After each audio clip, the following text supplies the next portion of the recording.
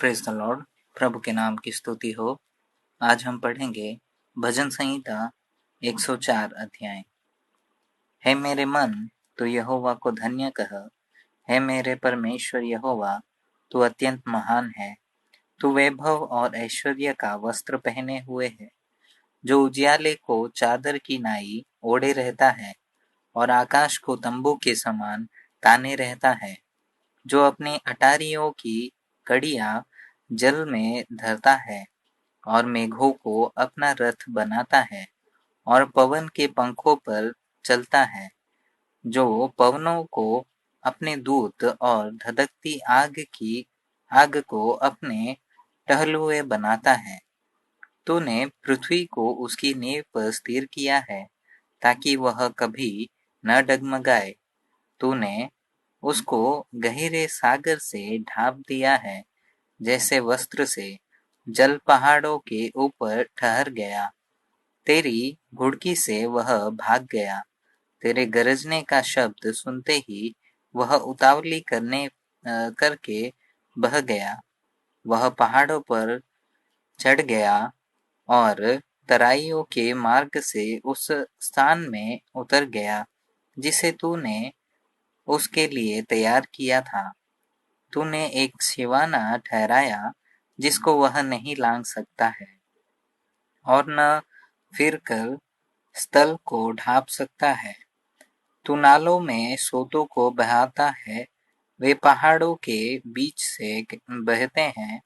उनसे मैदान के सब जीव जंतु जल पीते हैं। जंगली गधे भी अपनी प्यास बुझा लेते हैं। उनके पास आकाश के पक्षी बसेरा करते और डालियों के बीच में से बोलते हैं। तू अपनी अटारियों में से पहाड़ों को सींचता है।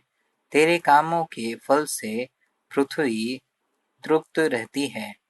तू पशुओं के लिए घास और मनुष्यों के काम के लिए अनादि उपजाता है, और इस रीति भूमि से वह भोजन वस्तुएं उत्पन्न करता है।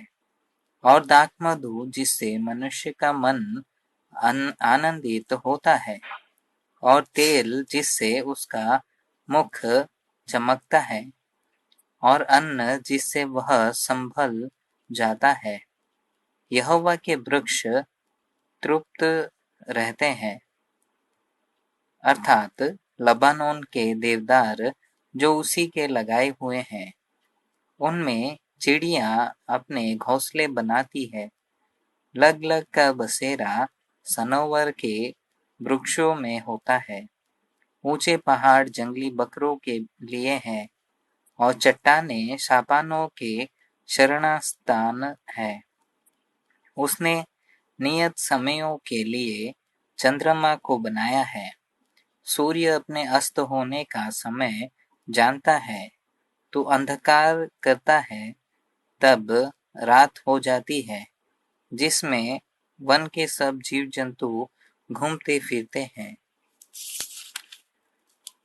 जवान सिंह अहेर के लिए गरजते हैं और ईश्वर से अपना आहार मांगते हैं। सूर्य उदय होते ही वे चले जाते हैं और अपनी मांदों में जा बैठते हैं। तब मनुष्य अपने काम के लिए और संध्या तक परिश्रम करने के लिए निकलता है। हे यहोवा, तेरे काम अनगिनत है। इन सब वस्तुओं को तूने बुद्धि से बनाया है। पृथ्वी तेरी संपत्ति से परिपूर्ण है। इसी प्रकार समुद्र बड़ा और बहुत ही चौड़ा है, और उसमें अनगिनत जलचरी जीव जंतु, क्या छोटे क्या बड़े, भरे पड़े हैं। उसमें जहाज भी आते जाते हैं, और लिब्यातान भी, जिसे तूने वहाँ खेलने के लिए बनाया है। इन सब को तेरा ही आसरा है, और तू उनका आहार समय पर दिया करे। तू उन्हें देता है, वे चुन लेते हैं। तू अपनी मुट्ठी खोलता है, और वे उत्तम पदार्थों से तृप्त होते हैं। तो मुख फेर लेता है और वे घबरा जाते हैं, तो उनकी सांस से लेता है और उनके प्राण छूट जाते हैं और मिट्टी में फिर मिल जाते हैं।